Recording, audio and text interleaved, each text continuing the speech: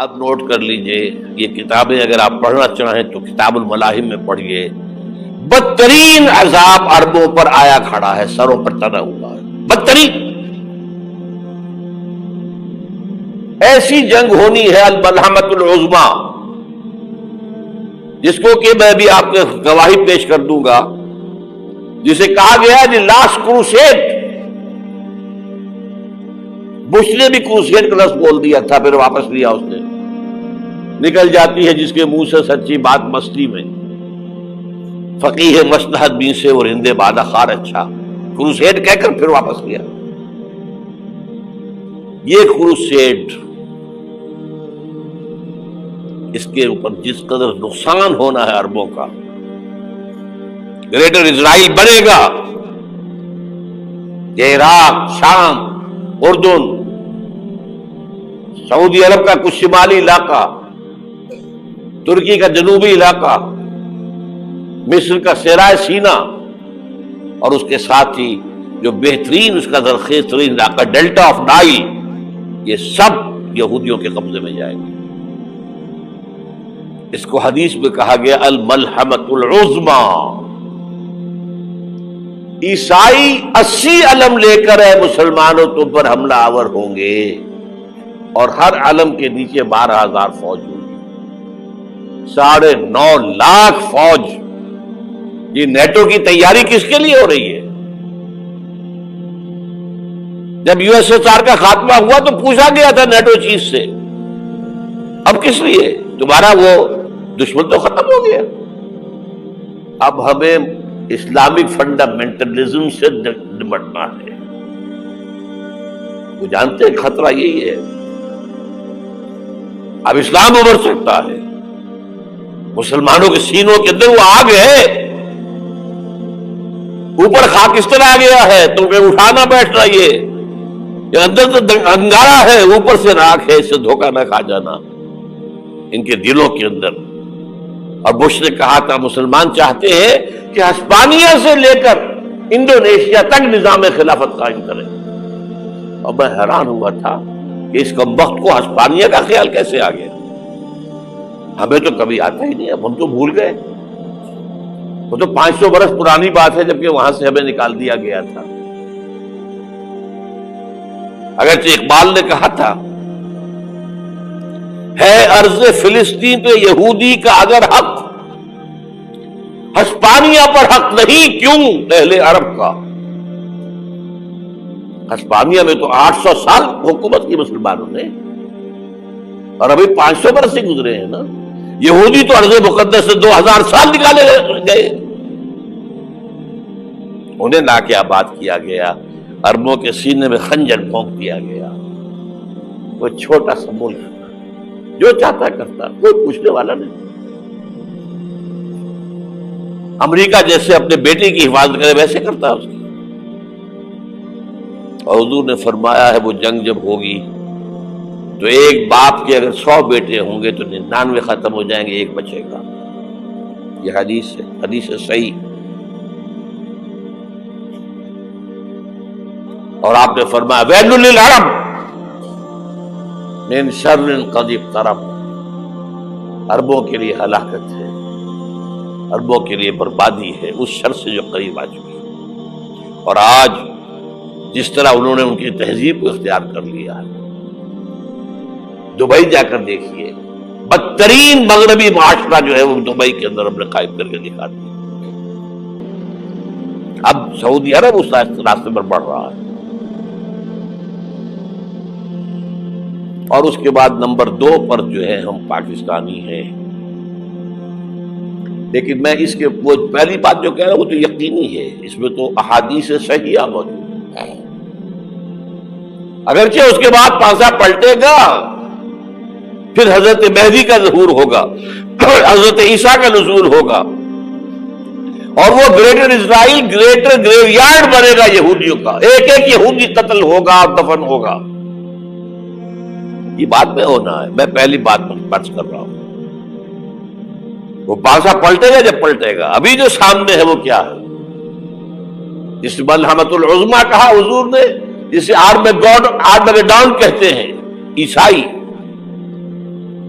आर्मगेडॉन की अगर कहीं जाकर आप देखेंगे, आप डिक्शनरी में मानी तो क्या लिखा है, a very big war which will be fought between the forces of evil and good before the end of this world. इस दुनिया के खात्मे से पहले खैर और शर की कुव्वतों के दरमियान बहुत बड़ी जंग होगी। अर्मगेदोन उसे कहते हैं अरबी में, और आर्मगेडॉन उसे कहते हैं अंग्रेजी के अंदर, और ये बाइबल की आखिरी किताब के अंदर है, जो इसमें कि मुकाशिफात यूहन्ना, रेवलेशंस ऑफ सेंट जॉन, ये तो मैं कह रहा हूं यकीन के साथ, और ज्यादा दूर नहीं है, आया चाहता है। इसलिए कि यहूदियों का और ईसाई जो कंजर्वेटिव्स है, न्यो कंजर्वेटिव्स, उनका 5 निकाती एजेंडा है मुत्तफक अलैह, जिसके तहत की ये जंग सलीबी शुरू की गई है। तो सुन लीजिए आप। आर्मगेडॉन नंबर 1, ग्रेटर इजराइल कायम हो जाना उसके नतीजे में नंबर 2, मस्जिद अक्सा और कुब्बतुस सगरा को गिराना नंबर 3, वहां थर्ड टेंपल,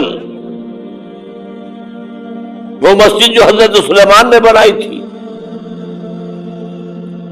1000 कब्ल मसीह में, फिर बर्बाद की थी नेबूकदनेस्सर ने, दोबारा बनाई गई, फिर दोबारा खत्म हुई 70 ईस्वी अब तक गिरी पड़ी है। उनका खाना काबा गिरा हुआ है 70 ईस्वी से लेकर आज तक। एक दीवार है वेलिंग वॉल, जहां जाते हैं, रोते हैं, पीटते हैं, मातम करते हैं, वहां वो बनेगा थर्ड टेंपल। और नंबर 4, उसमें लाकर रखा जाएगा तख्त हजरत दाऊद का। ये तख्त कहां है इस वक्त? ये लंदन शरीफ के अंदर जो उनकी पार्लियामेंट का जो चर्च है, वेस्टमिंस्टर एबे, उसमें रखा हुआ है। एक पत्थर था जिस पर बिठाकर हजरत दाऊद की ताजपोशी हुई, फिर हजरत सुलेमान की हुई, फिर वो पत्थर रख दिया गया जब हजरत सुलेमान ने बनाया हैकल मस्जिद अक्सा, वहां रहा वो। हर बादशाह जो था यहूदी उसी के ऊपर बिठाकर उसकी ताजपोशी होती थी। सन 70 में टाइटस ने गिराया उसे, हैकल को, वो पत्थर ले गया, वहां से रोम गया, रोम से आयरलैंड गया, आयरलैंड से स्कॉटलैंड आया, स्कॉटलैंड से इंग्लैंड आया, और अब वो रखा हुआ है 14वीं सदी ईस्वी से आज तक। वो वेस्टमिंस्टर एबे में रखा हुआ, एक कुर्सी की सीट में उसे बना दिया गया है तख्त की शक्ल। अब अंग्रेजों में कोई मलका हो, कोई बादशाह हो जिसकी भी ताजपोशी होनी, उसमें हो, ये लाकर रखा जाएगा थर्ड टेंपल में। और इस पर यहूदियों के ख्याल के मुताबिक उनका मसीहा आएगा जो मसीह दज्जाल होगा।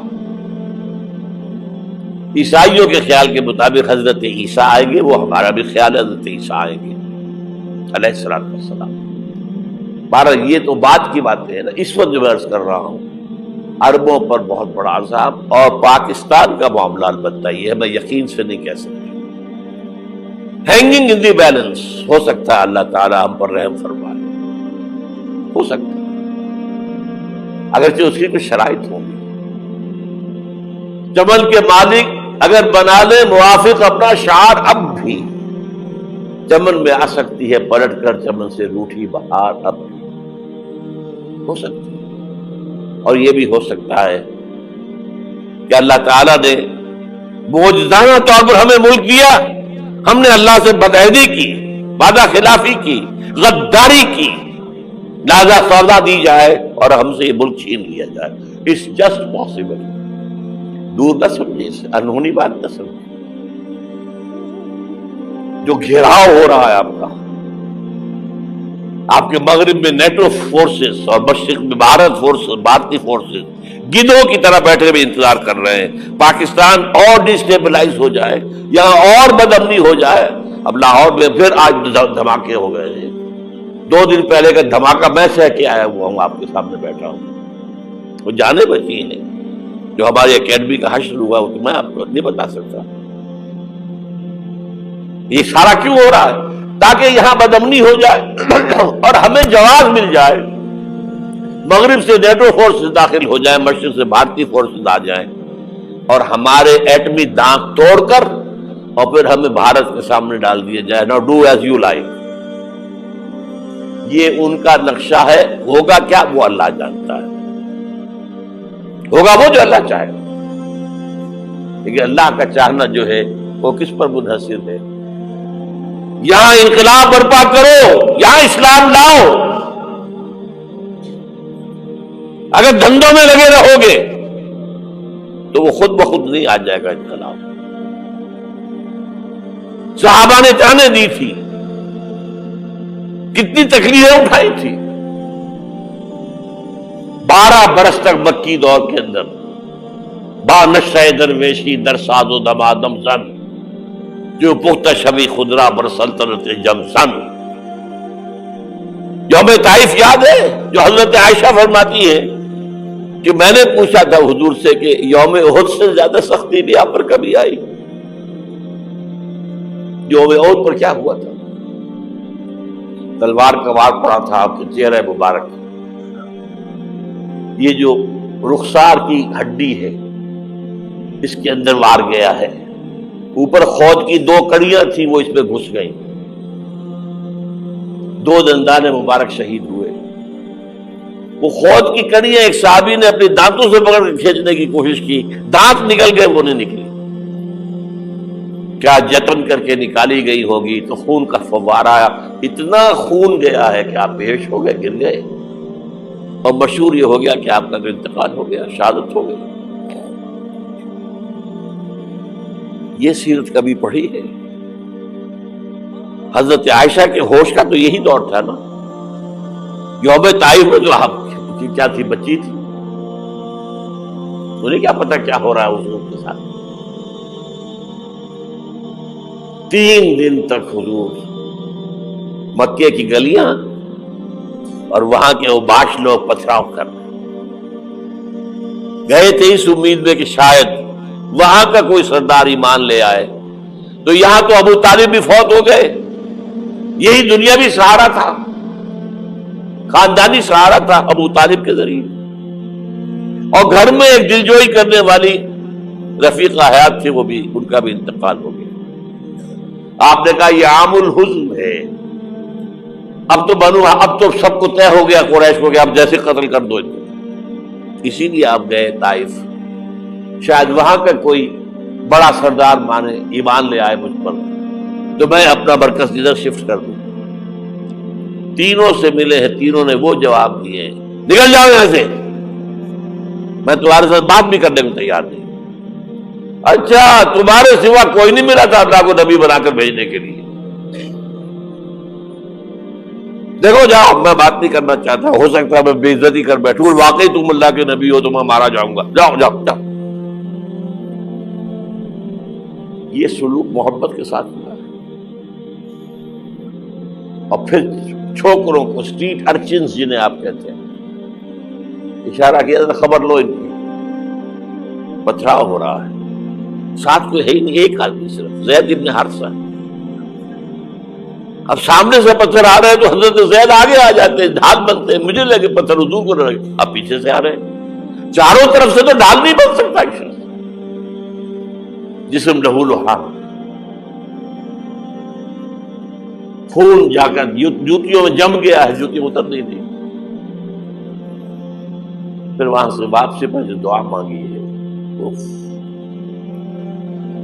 اللہم الیک اشکو ضعف قوتی وقلت حیلتی وہوانی علی الناس. اللہ تیری جناب میں فریاد لے کر آیا ہوں اپنی قوت کی کمی کا، اپنے وسائل کی کمی کا، اور جو ذلت و خواری ہو رہی ہے لوگوں کے سامنے. الا من تکلنی، مجھے کس کے حوالے کر دیا ہے؟ الا بعیدی یتجہمنی، یہ میرے اوپر ہجوم کر کے آ جائے، حملہ کرے. اور عدو من لگتا امرے، یہ دشمن کے حوالے میرا معاملہ کیا، جو چاہے کرتے وہ. لیکن پھر عبدیت غالب آتی ہے. ان لم یکن علی غضبک فلا ابالی. اللہ اگر تو ناراض نہیں ہے تو مجھے کوئی پرواہ نہیں. سر تقدیم خم ہے جو مزاج یاد میں آئے. مجھے اندیشہ یہ ہے کہ تو ناراض تو نہیں ہوگی. یہ تکلیفیں جھیلی ہے. سینکڑوں صحابہ نے جانوں کا نذرانہ پیش کیا ہے. احزاب کی جنگ میں فاقوں پر فاقے ہو رہے تھے اور ان فاقوں کی حالت میں خندق کھودنے کا حکم ملا ہے. لوگوں کی کمریں دوہری ہو رہی ہیں. پتھر باندھے ہیں اپنے پیٹوں سے اپنے چادروں کے ساتھ کس کر قبر دوہری نہ ہو جائے. اور جب صحابہ کدالیں چلا رہے ہیں تو کیا کہہ رہے ہیں؟ نحن الذین بایعوا محمدا علی الجہاد ما بقینا ابدا اللہم لا عیش الا عیش الاخرہ. صحابہ کہتے تھے ہم وہ لوگ ہیں جنہوں نے محمد سے بیعت کی ہے کہ جہاد کرتے رہیں گے جب تک جان میں جان نکل جائے تو بات اور. جان ہے، چاہے ابھی بھوک سے کمر دوڑی ہوئی جا رہی، جان تو ہے. اور ایک دفعہ کہتے تھے اللہم لا عیش الا عیش الاخرہ، اے اللہ عیش زندگی تو آخرت کی زندگی ہے. اور حضور فرماتے تھے، حضور کے بیٹھے ہوئے نہیں تھے گاؤں تکیہ لگا کر، پتھر اٹھا اٹھا کر خندق میں سے لے جا کر باہر پھینک رہے تھے. جب صحابہ کہتے ہیں اللہم لا عیش الا عیش الاخرہ، حضور فرما رہے ہیں فاغفر الانصار والمہاجرہ، اے اللہ ان انصار اور مہاجرین کی مغفرت فرما دو. پھر حضور کی خدمت میں کچھ لوگ آئے، حضور اب یہ فاقہ ناقابل برداشت ہو گیا، دیکھیے ہم نے یہ پتھر باندھے ہوئے اپنے پیٹ کے ساتھ. حضور نے کرتا اٹھا کر دکھایا، وہاں 2 پتھر بندھے ہوئے. یہ ہے سیرت النبی. آپ کس چیز کو سیرت النبی سمجھتے ہیں؟ بہرحال اس موضوع پر میری ایک کتاب ہے منہج انقلاب نبوی. یہ انقلاب کیسے آیا تھا؟ اگر دل میں ذرا بھی آرزو پیدا ہو گئی ہو کہ اللہ قبول کر لے مجھے قبول کر لے اس کام کے لیے، تو وہ کتاب آپ کے لیے مسٹ